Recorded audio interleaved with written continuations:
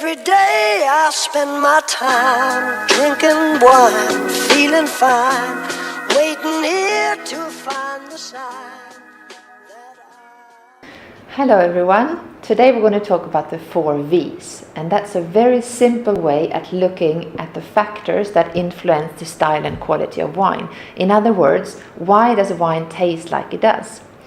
And so although wine is this magical, wonderful beverage, sometimes it's really complicated. And through those 4 V's, you will be able to understand almost everything about wine. The first V stands for variety. And then the second one is for vineyard location. The third one is vintage. And then we have the vintner, or the wine producer, the person who turns the grapes into wine.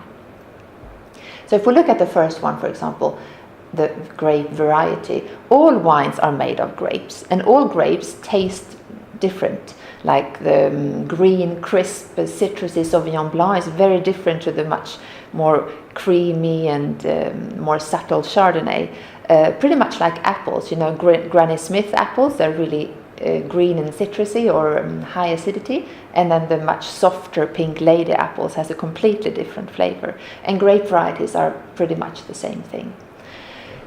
And then we come to the second one, which is vineyard location. And vineyard location is a lot of things. It's both the soil in which it's planted that has a lot of effect on the wines, but most of all climate. And at the first stage, the climatical difference in wine is much easier to recognize.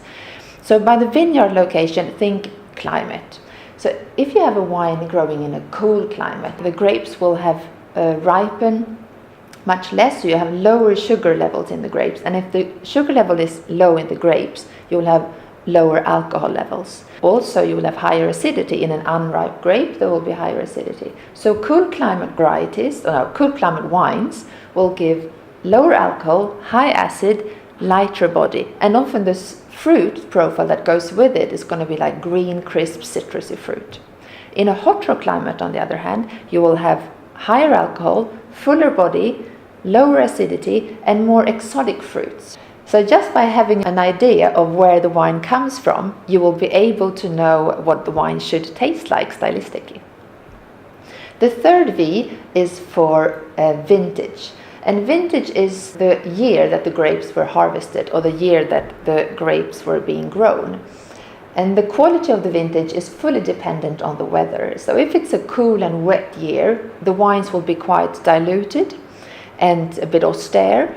And if it's a warmer, good quality year, the wines will be more complex and more concentrated. For some wines, however, the vintage is not so important, and the style between one year to another year very, very little. Like, for example, New Zealand Sauvignon Blancs has quite little vintage variation. Rosé from Provence is another example where the vintage variation is very subtle.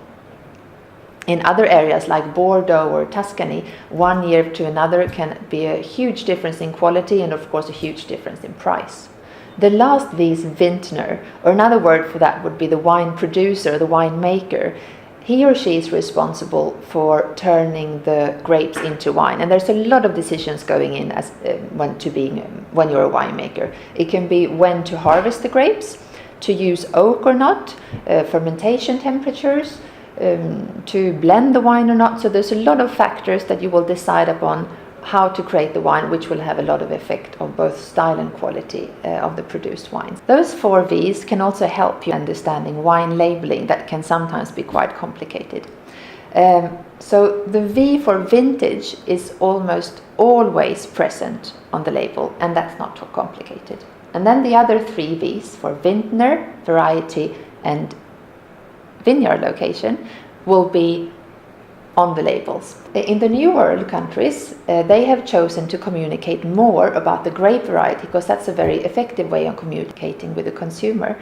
And then in the Old World, in Europe, the producers have chosen to communicate more about the vineyard location because they're so proud of where their wine comes from.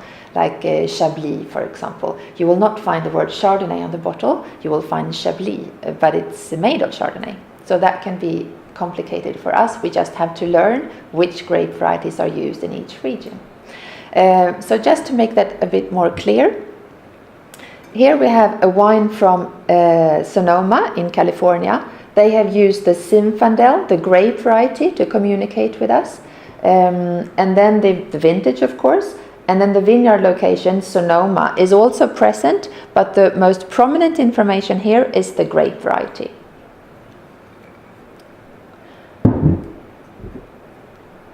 A second way of labeling wines would then be with the most prominent piece of information being the vineyard location.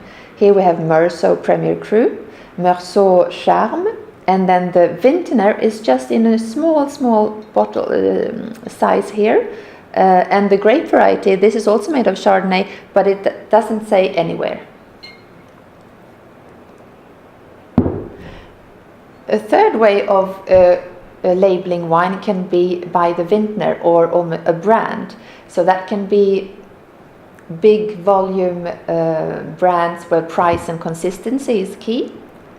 Big, large scale wine brands, but it can also be premium high-end wine like this Maceto. So Maceto is the brand name. It's made of Merlot, the grape variety, but that doesn't say on the label. And just in small writing you have the vineyard location, so it's in Tuscany. So that's the main three ways that you can label wines. A lot of the time you will have two of them mixed, but I hope that was helpful in understanding wine labeling a bit closer. Thank you very much for watching.